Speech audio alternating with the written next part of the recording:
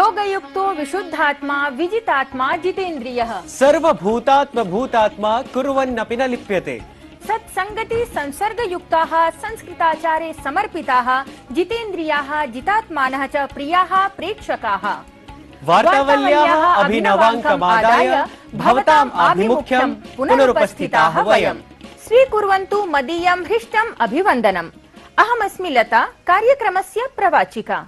वार्तावल्याः प्रवाचकः अहं नीतीश भारद्वाजः अपि अत्र बद्धाञ्जलिः प्रणमामि भवतः सर्वान् वार्तावली वीक्षकान्। नीतीश, संस्कृत ज्ञान भाण्डारः अस्मदीयः विविधैः महार्घरत्नैः संकल्पितः अस्ति। तत्र नीतिपराणां बोधगम्यानां सुभाषितानां सुदीर्घा सुलभा च अस्ति परम्परा। आम्, सत्यं ब्रवीति भवति। विद्याभ्यास माहात्म्यं भवतु, सत्संगतिः वा, इन्द्रिय निग्रहः स्यात्, परोपकारः वा, समेपि समाचरणीयाः विषयाः सुभाषितावल्यां सविशदं समाहृताः भवन्ति। कथं तावत् विलम्बः? एतस्याः एव सुभाषितावल्याः सुनीतिगतं सुभाषितं हि एकं भवताम् आभिमुख्यम् अत्र प्रस्तूयमानम् अस्ति। अनभ्यासेन विद्यानां संसर्गेण धीमताम् अनिग्रहेण चाक्षाणां जायते व्यसनं नृणाम्। विद्याओं का अभ्यास न करने, बुद्धिमानों की संगति त्यागने और इंद्रियों को वश में न रखने से मनुष्य संकट में पड़ जाता है।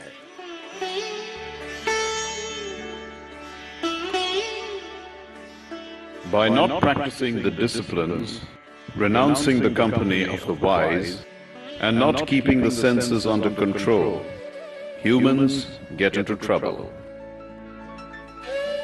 लते, विद्याभ्यासस्य विद्यार्जनस्य च व्यावहारिकः अनुप्रयोगः एव जीवने सफलता रूपेण अङ्गीक्रियते। सत्यम्। दर्शन मनोविज्ञानादि विषयेषु अपि विद्यायाः सफलता व्यवहारकालेनैव प्रतिपादिता अस्ति। आम्, यस्य साक्षात् प्रयोगः अत्र अस्माकं वार्तावल्याः अग्रिमप्रवाही वार्ता प्रभागाद्वारा अनुभवितुं शक्यते। तावद् अत्र प्रस्तूयन्ते प्रवाही वार्ताः। प्रधानमंत्री नरेंद्र मोदी दिल्ल्यां कर्तव्यपथस्य शुभारम्भं कृतवान्। दासतायाः चिह्नम् अधुना सर्वथा हि अपाकृतं जातम् इति प्रधानमन्त्रिणा उक्तम्। देशस्य नागरिकाः अपि सर्वे कर्तव्यमार्गदर्शनार्थं तेन आमन्त्रिताः। प्रधानमन्त्रिणा मोदिना दिल्ल्याः इंडिया गेट इत्येतस्मिन् स्थले नेतृवर्य सुभाषचन्द्र बसोः 28 फीट् समुच्च प्रतिमा अनावृता। जेट ब्लैक ग्रेनाइट इत्येतेन प्रस्तरविशेषेण निर्मिता नेतृवर्यस्य बृहत्तमा प्रतिमा एषा अस्ति। राष्ट्रपति पदासीना द्रौपदी मुर्मुः आंकिकीय माध्यमेन प्रधानमन्त्री क्षयरोग मुक्त भारत अभियानम् आरब्धवती। एतस्य अभियानस्य उद्देश्यं 25-200 वर्षं यावत् देशः क्षयरोग मुक्तः भवतु इति अस्ति। भारत जापानयोः मध्ये नेतृद्वयेन सह नेतृद्वयम् इत्येतत् स्तरीयस्य मन्त्रिमण्डलीयोपवेशनस्य समापनं टोक्यो नगरे अभवत्। रक्षामन्त्री राजनाथ सिंहः, विदेशमन्त्री च डॉक्टर एस जयशंकरः भारतस्य प्रातिनिध्यं कृतवन्तौ। द्वयोः देशयोः मध्ये रक्षाक्षेत्रे सहकारं वर्धयितुं विशेषतः जापानदेशस्य समवायाः निवेशार्थम् अध्यर्थितं गताः। प्रधानमन्त्रिणा नरेंद्र मोदिनः बांग्लादेशस्य प्रधानमन्त्री पदासीनायाः शेख हसीनायाः मध्ये नवदिल्ल्यां द्विपक्षस्तरीया वार्ता सम्पन्ना। देशद्वयमध्ये कुशियारा नदी सम्बद्धः जलसन्धेः हस्ताक्षरितः। अथ एतेन सह एव प्रसारभारत्याः बांग्लादेश टेलीविजन इत्येतस्य च मध्ये सहमतिपत्रपरं हस्ताक्षरं समेत्य 7 सन्धयः हस्ताक्षरितं गताः। देशस्य विद्यालयावस्थां विशेषतः परिवर्तयितुं मन्त्रिमण्डलेन शिक्षक दिवसावसरे प्रधानमन्त्रिद्वारा उद्घुष्टानां प्रधानमन्त्री श्री विद्यालयोद्घाटनम् अनुमोदितम्। शिक्षामन्त्री उक्तवान् यत् एते विद्यालयाः नूतन शिक्षा नीत्यनुसारं विकसिताः भविष्यन्ति। बेंगलुरूं समेत्य कर्णाटकस्य अनेकेषु भागेषु विगतेषु दिवसेषु प्रचण्डवृष्टिः अभवत्, येन सामान्य जनजीवनम् अस्तव्यस्तं जातम्। अभियान्त्रिकी नगरस्य बेंगलुरोः अनेक भागेषु जलप्लवकारणेन कतिपय दिनेभ्यः कार्यजीवनं प्रभावितम् आसीत्। ब्रिटेन देशस्य राज्ञी एलिजाबेथ इत्येतस्याः 96तमे वर्षे स्कॉटलैंड देशस्य बाल्मोरल पैलेस इत्यत्र मृत्युः अभवत्। प्रधानमन्त्री नरेन्द्र मोदी सहिताः विश्वस्य अनेके प्रख्यातपुरुषाः राज्ञ्याः एलिजाबेथस्य मृत्योः विषये दुःखं प्रकटितवन्तः। महाराष्ट्रं समेत्य अनेकराज्येषु 10 दिवसीयं गणपतिपर्व सोत्साहं सम्पन्नतां गतम्।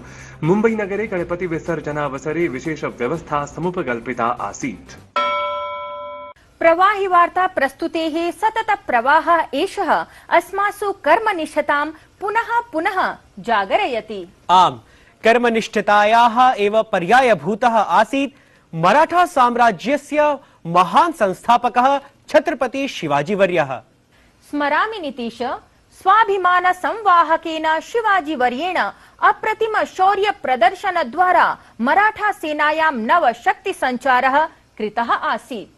दर्शकाः, तस्य एव शिवाजीवर्यस्य प्रेरणया प्रेरितेन अस्मदीयेन प्रधानमन्त्रिणा नौसेनायां सद्यः एव नवशक्ति संचारपरः ध्वजः अनावृतः।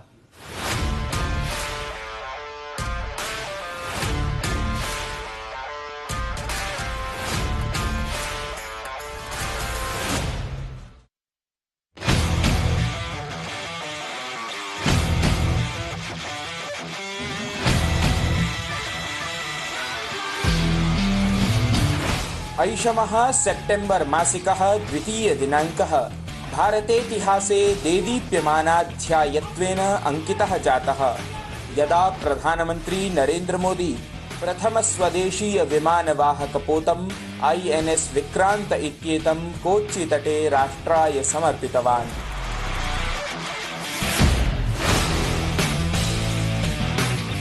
दिनम् एतत् न केवलम् एतदर्थम् एव विशिष्टमासीत्, अपितु भारतीय नौसेनायाः नवध्वजानावरणस्य कृते अपि एतत् विशिष्टतरं सिद्धम्। एतं च ध्वजं प्रधानमन्त्री छत्रपति शिवाजी महाराजस्य स्मरणे अभ्यर्पितवान्। भारतीय नौसेना को एक नया ध्वज मिला है। अब तक भारतीय नौसेना के ध्वज पर गुलामी की पहचान बनी हुई थी, लेकिन अब छत्रपति शिवाजी महाराज से प्रेरित नौसेना का नया ध्वज समंदर और आसमान में लहराएगा। भारतीय नौसेनायाः नवध्वजे अष्टकोण समन्वितायाः आकृतेः मध्ये जलपोताश्रय रूपं नौसैन्य प्रतीक चिह्नम् अथ सम्राजः अशोकस्य सिंहत्रयम् अपि अंकितं दृश्यते। अष्टकोण समन्विता हि आकृतिः एषा शिवाजी महाराजस्य प्रसिद्ध मुद्रया प्रेरिता, या हि अस्मान् शिवाजी महाराजस्य प्रबलं शौर्यम् अहर्निशं स्मारयति।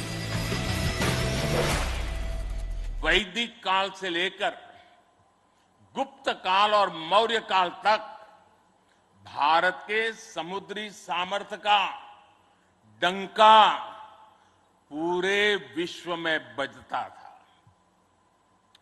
छत्रपति वीर शिवाजी महाराज ने इस समुद्री सामर्थ्य के दम पर ऐसी नौसेना का निर्माण किया जो दुश्मनों की नींद उड़ाकर रखती थी। छत्रपति शिवाजी महाराजेन 17 शताब्द्याः मध्ये स्वीय नौसेनायाः आधारः तदा स्थापितः यदा देशस्य पश्चिमवर्ति तटेषु ब्रिटिश, डच, पुर्तगीज इत्येतेषां वैदेशिकाक्रान्तिदलानाम् आधिपत्यारम्भः जायमानः आसीत्। 20 वर्षान्तराले शिवाजी महाराजेन शक्तिसम्पन्नस्य नौसैन्यवाहकपोतस्य निर्माणं कृतम् आसीत्। शिवाजीवर्यस्य नौसेनाद्वारा 65+1600तमे वर्षे कर्णाटकतटे बसरूर नामके क्षेत्रे पुर्तगालीयाः पराजिताः, ततः च ते बहिष्कृताः अपि आसन्। शिवाजी नौसैन्यशक्त्या तु मुम्बई क्षेत्र समीपवर्तिनः खण्डेरी द्वीपस्य अधिग्रहणं कृत्वा तत्र विशाल दुर्गस्य अपि निर्माणकार्यं प्रारब्धम्। अथ यदा 1916तमे वर्षे आङ्ग्लसैन्यद्वारा शिवाजी महाराजः साम्राज्यं तत्र अधिक्षिप्तं तदा शिवाजी नौसैन्यशक्त्या आङ्ग्लसैन्यशक्तिः अपि सबलं पराजिता आसीत्। शिवाजी महाराजस्य मृत्योः पश्चात् तदीयपुत्राभ्यां सम्भाजिः राजा रामः च इत्येताभ्याम् एतद्धि कार्यम् अग्रे प्रवर्धितम्। तदीये एव काले मराठा नौसैन्यशक्तेः प्रमुखः आसीत् कान्होजीः आङ्ग्रेः। यदीयैः नेतृत्वे पश्चात् गोवातः गुजरातं यावत् सकले अपि पश्चिमवर्ति तटक्षेत्रे मराठा नौसेनायाः आधिपत्यं स्थापितम् अभवत्। अथ अनेकवर्षपर्यन्तम् अपि वैदेशिकाक्रान्तारः एतेषु क्षेत्रेषु स्वस्वाधिपत्यं स्थापयितुम् असिद्धाः एव सिद्धाः। अद्य यदा भारतस्य नौसेना जगतः सर्वशक्तिसम्पन्नासु नौसेनासु अन्यतमरूपेण राजते तदा नूनं हि कृतज्ञं राष्ट्रम् अस्मदीयं शिवाजी महाराजवर्यं तदीय प्रेरणापरत्वं च सन्ततं सश्रद्धं संस्मरेत् इति। वार्तावलीवृत्तं डीडी न्यूज़।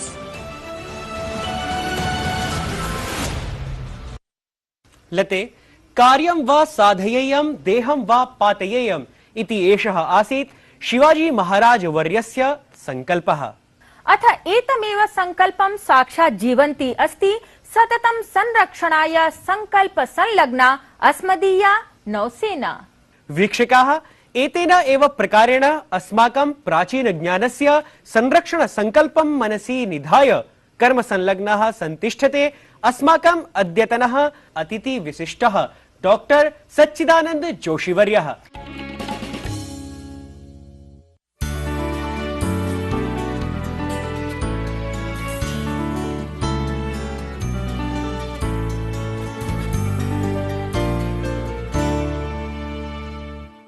संस्कृति मंत्रालयाधीनस्य इंदिरा गांधी राष्ट्रीय कला केन्द्रस्य सदस्य सचिवाय अथ राष्ट्रीय संस्मारक प्राधिकरणस्य अध्यक्षाय श्रीमते डॉक्टर सच्चिदानंद जोशीवर्याय सस्वागतं वार्तावल्यां नमः।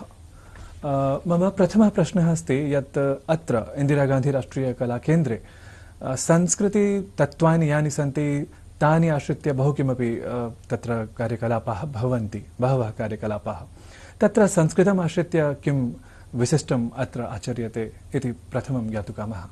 देखिए, इंदिरा गांधी राष्ट्रीय कला केंद्र की जो स्थापना हुई है वो दरअसल भारत के संस्कृति के कोष के लिए हुई है कि एक तरह से ये भारत की संस्कृति की जो पूरी की पूरी एक तरह से संदर्भ स्थली बने, इस दृष्टि से इस कला केंद्र की स्थापना हुई। और जब हम बात करते हैं संस्कृति के संरक्षण की, तो निश्चित तौर पर जो हमारी प्राचीन शास्त्र परंपरा है उसका बहुत अधिक योगदान है। तो कला केंद्र का जो एक बहुत महत्वपूर्ण जो काम है वो है यहाँ के जो हमारे शास्त्र हैं उनके क्रिटिकल एडिशन निकालना, आलोच्य एडिशन निकालना और उनको हिंदी में और अंग्रेजी में प्रकाशित करना। ये इसलिए करना क्योंकि संस्कृत भाषा में सब लोग पढ़ नहीं सकते, अगर पढ़ना चाहें तो भी उसका अनुवाद मिलना चाहिए। कई वर्षों से ये ग्रंथ परंपरा थी और बहुत सारी पांडुलिपियां हैं। आपको भी ये शायद मालूम होगा कि संभवतः पूरे विश्व में सबसे अधिक पांडुलिपियां भारत में हैं और सबसे ज्यादा भाषाओं में और सबसे ज्यादा लिपियों में पांडुलिपियां हैं।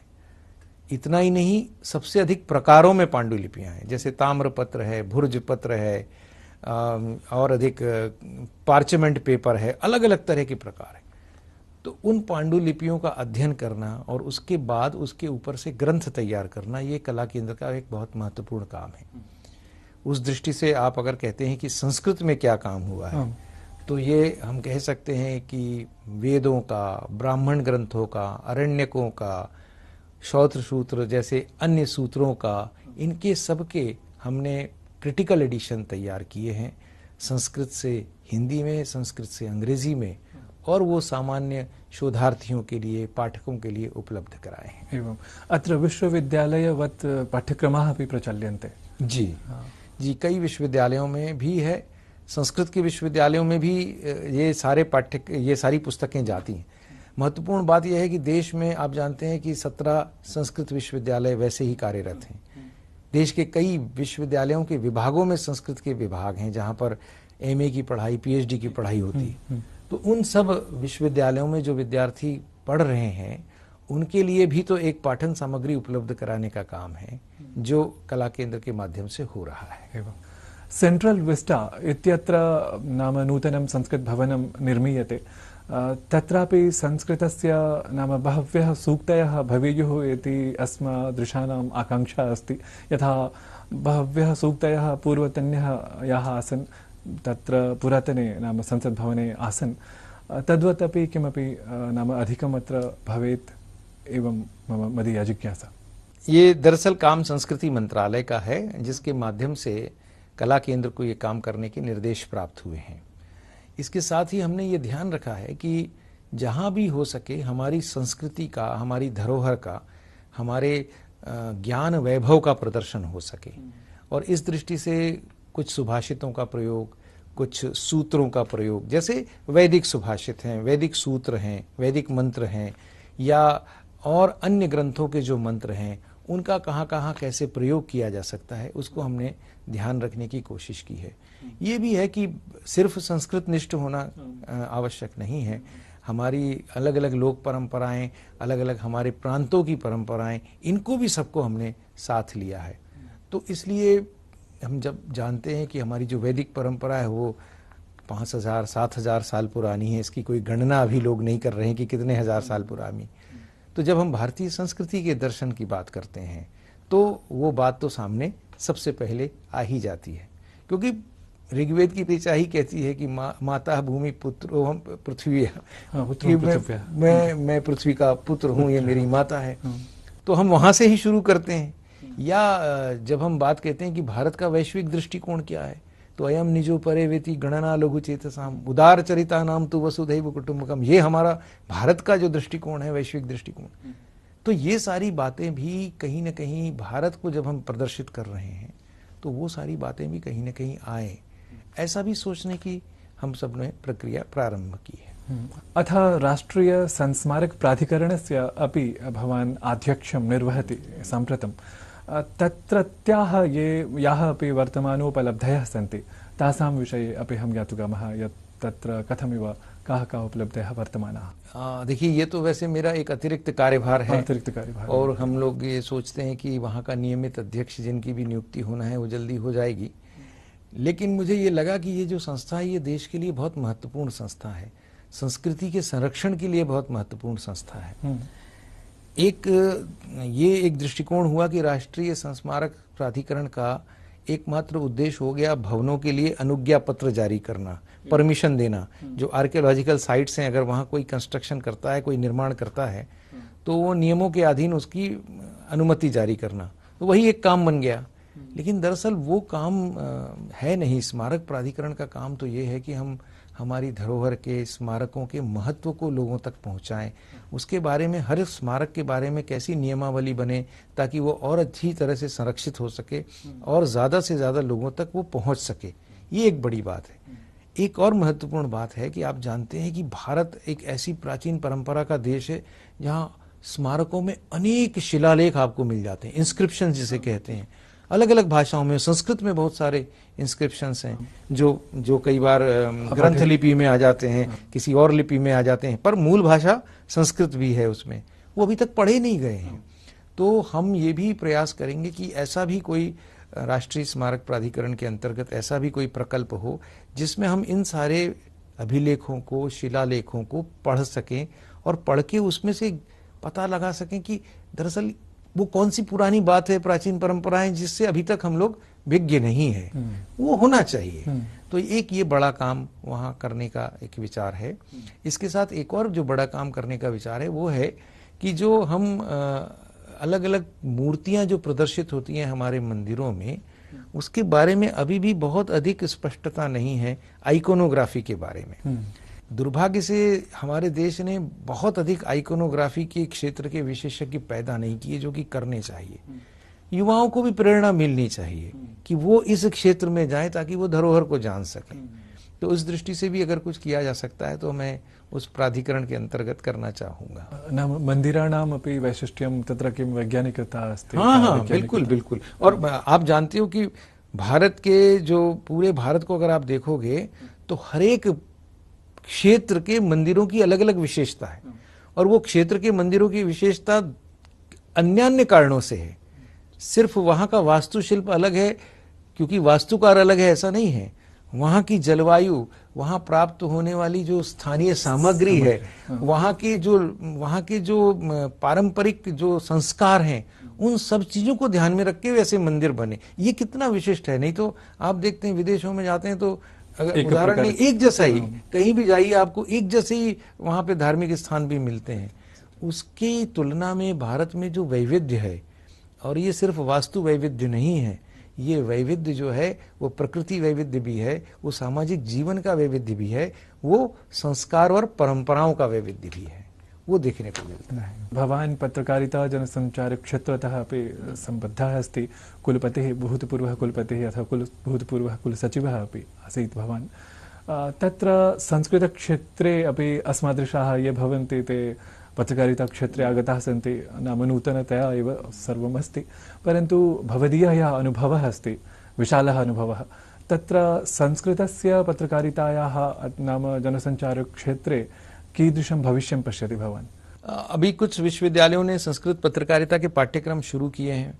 भोपाल में जो पत्रकारिता विश्वविद्यालय, वहां भी संस्कृत पत्रकारिता का पाठ्यक्रम शुरू हुआ है। मैं जिस विश्वविद्यालय का कुलपति था वहां पर हमने संस्कृत पत्रकारिता पर एक बहुत बड़ी संगोष्ठी की थी, कुछ विद्वानों को बुलाया था, क्योंकि आप देखते हैं कि आज से कुछ वर्ष पहले संस्कृत पत्रकारिता के नाम पे कुछ नहीं था। मुझे याद है कि आकाशवाणी में एक संस्कृत समाचार आया करते थे, सुबह आते थे जो, और शायद शाम को भी आते थे, 2 बार आते थे। उसके अलावा संस्कृत का कोई वातावरण नहीं था। संस्कृत की जो पत्र पत्रिकाएं थी जो नियमित निकलती थी, उनको भी बहुत प्रोत्साहन नहीं मिलता था।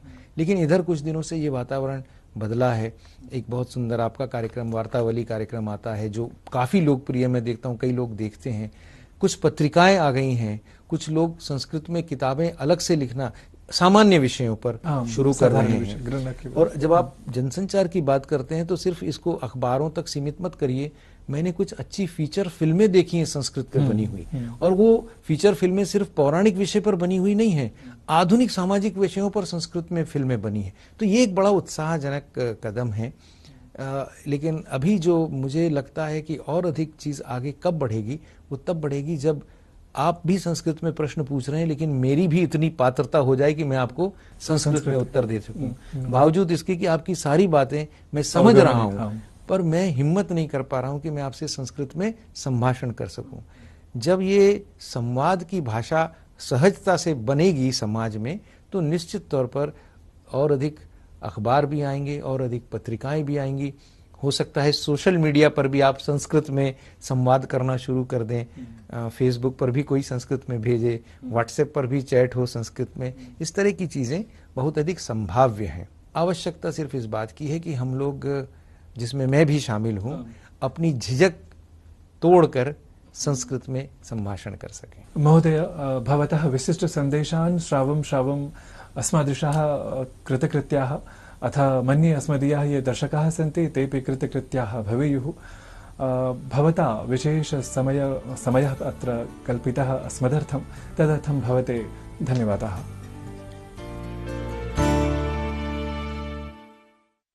नीतीश, सच्चिदानन्दवर्येण समं साधितः एषः संवादः अस्माकं कृते अतीव प्रेरणाप्रदः सिद्धः।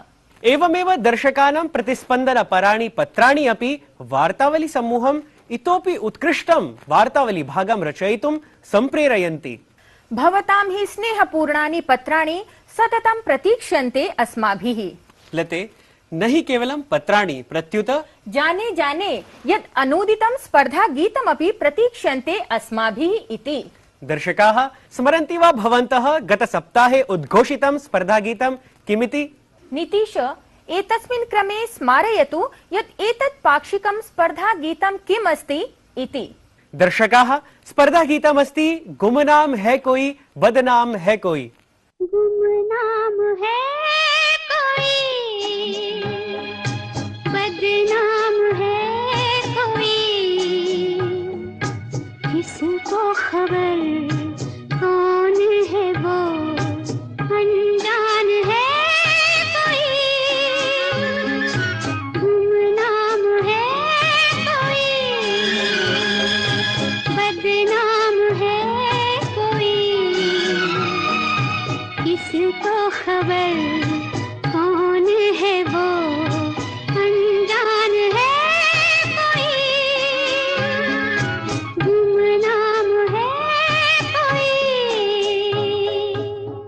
वीक्षकाः लता मंगेशकर स्वर संवलितस्य गुमनाम चलचित्रगतस्य एतस्य गीतस्य मौलिकानुवादं विधाय यथाशीघ्रं सम्प्रेषणाय निवेद्यन्ते भवन्तः।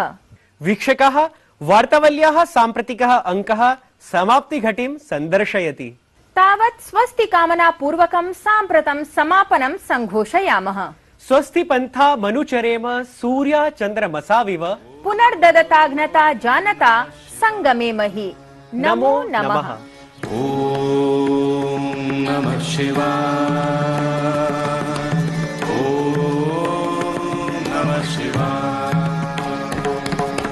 नागेन्द्रहाराय त्रिलोचनाय भस्माङ्गरागाय महेश्वराय नागेन्द्रहाराय त्रिलोचनाय भस्माङ्गरागाय महेश्वराय